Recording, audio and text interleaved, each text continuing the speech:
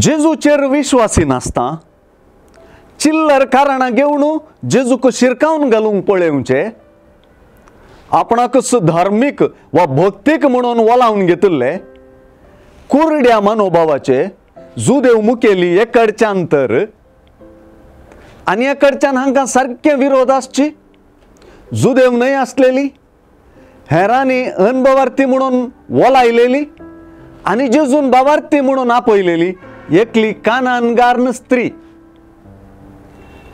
जेजू आनी ते स्त्रिये मदलें संभाशण भावार्थाचे नदरेन हो दोन पंगडा वा व्यक्ती मदलो अंतर जेजूक समजून घेवचे दिशेन असो तफावत दाखोवन दिता. आज सुवार्थेंत निरंतर ते स्त्रियेच्या भावार्थाची परीक्षा चलता. हर एके परीक्षेंत ती जिखता आनी आपणाकच भावार्थी म्हूण आपयतल्यांक पंत आव्हान जाता.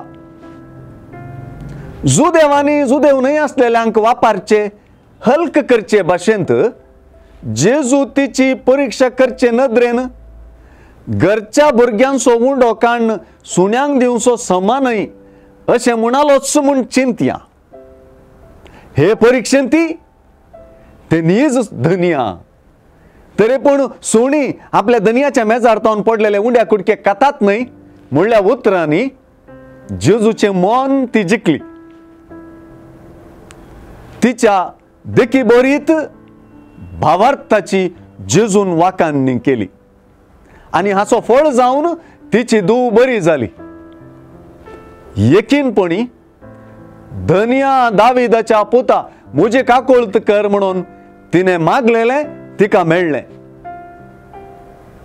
आनी हांगासर भावार्थ जिखलेले आमकां कळ्ळें.